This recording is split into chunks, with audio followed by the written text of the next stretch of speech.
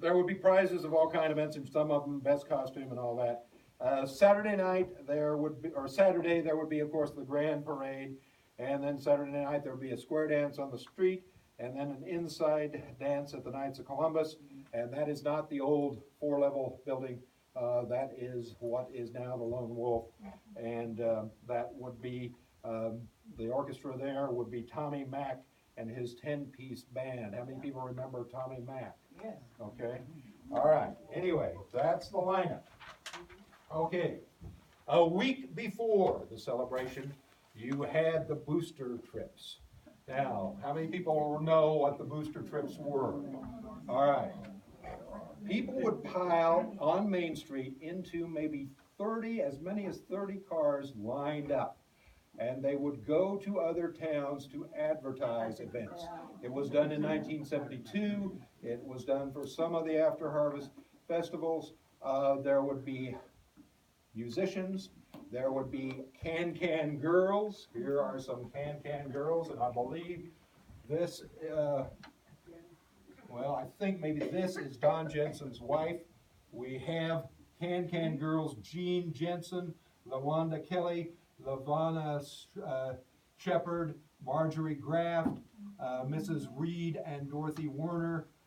They're all there as can-can girls. Now this was in the parade, but anyway, they would get into cars, and they would, one day they would head east and go to Lyons and Sterling, and maybe as far as Ellsworth. And when one day they would go west, and I think they went as far as Hayes in the 1953 celebration. But anyway, they would come into these towns with horns honking. Now they called ahead and alerted the authorities, but like when they went to Lyons, they would circle the square with horns honking, and then everybody would get out, and the can-can girls would dance, and the musicians would play. And let's get the Red Graff picture up if we could skip over. I'll talk about him, and then we'll go back to Sharon DeBus' story.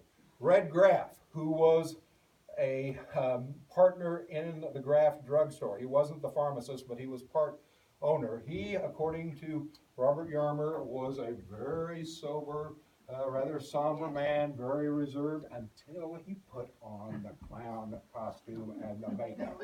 And then he went wild. And he was very extroverted, and he would come up and hug the ladies and talk them up, chat them up, and he would just, be the life of the party. And then he would take that makeup off, and he would be back to his old self. All right, I have a little story now about Sharon DeBus. This is her senior picture. This is a picture of her when she was a sophomore. She was a sophomore in '53. Sharon DeBus cut school to go on the booster trip, and she had a good time, even though there were 3 minor fender benders in the caravan. Sharon DeBus said, "Do you think there was any drinking going on?" Anyway, she cut school and had a good time, and went to Lyons and went to Sterling, went on the eastern one. And then she got back to school and discovered that she had an unexcused absence, and the administration had taken 3% off of every grade that she had. She said it was worth it. Okay. So, we've got the Sharon DeBus story in. Okay. Now, as the date approached, there were weather worries, because 1953 apparently was a dry year like this year. There hadn't been much rain at all. And then the Sunday before the event, it snowed. This is like the first week and a half of May. Snow for a half hour. Great big white flakes coming down, and there was rain predicted for the next weekend. So GI and everybody else on the committee and everybody else who had worked so hard to bring this event off was very worried about the weather. All right, let me turn the page.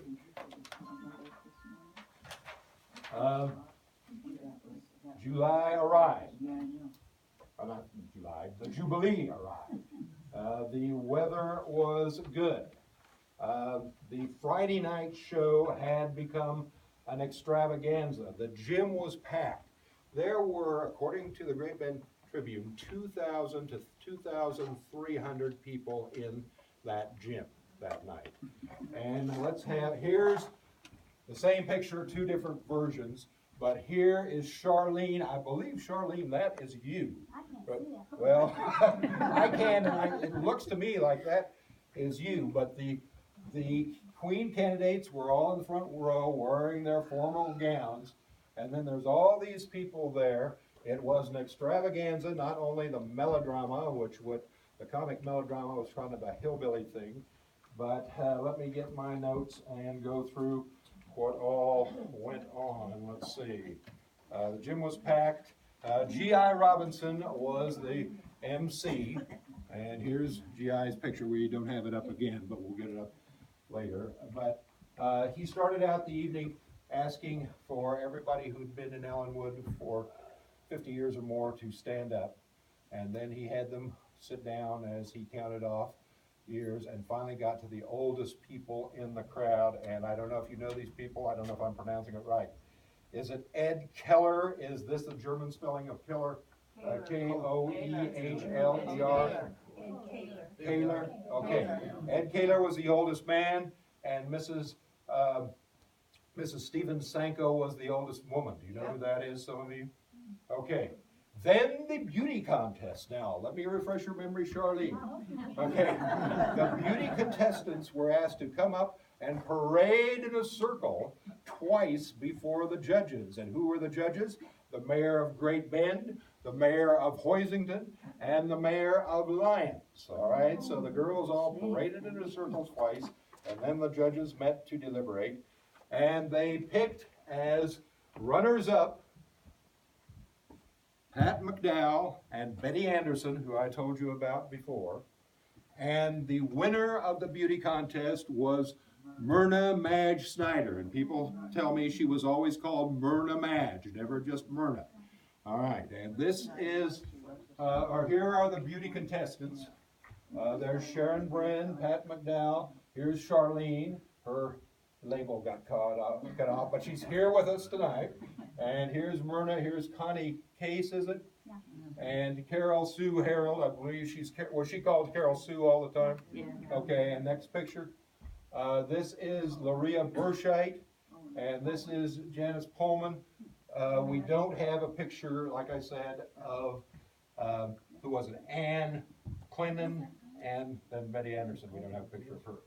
Okay, so let's go to the next. Okay, so here is Myrna Madge, the winner. Okay, there were multiple acts. There was the Sand Hill Cockerers. There was a jug band from Raymond. The Great Bend Sweet Adelines. There was a trio of junior high boys. I don't know who they were, but they put on some kind of a musical novelty act, just kind of on the spur of the moment. Were any of you those junior high boys who put on that spur of the moment novelty act? Okay.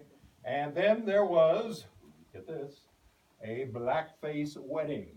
And Don Jensen was in that, and a number of other people. And I imagine there was lots of jive talking and cake walking. The blackface wedding even had little girls in blackface as the choir. Then the final number was the comic melodrama called Tobacco Road with Detours. And Annie Carlson, Dr. Carlson's wife, played Ma, and Annie was a pistol, if you remember Annie, right? She used to be the night librarian at the library. Elton LaRue, do you know who he was? Anybody? He was Paul. Dorothy Lancaster was a Mercy, like in Lord of Mercy. Her name was taken from that, apparently. Kermit Thompson's first wife, Doris, who died just shortly after this, I think in '54 or so, was in the comic melodrama. She played Tennessee. Do you know who Kenny Seacrest is? Okay, he was Sonny Boy, and Ray Klepper was Willie Joe. Do you know who Ray Klepper was? Okay, he was Willie Joe, a foreigner from the other side of the river. Was he in your class? Ray Klepper. Okay, now, this may create a crisis.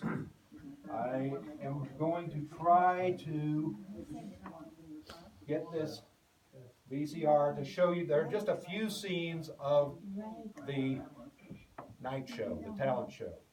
We're going to see some of Tobacco Road with detours. We're going to see some queen candidates when they're crowned. I'm hoping that now that I've stopped it and stopped it twice and then started again,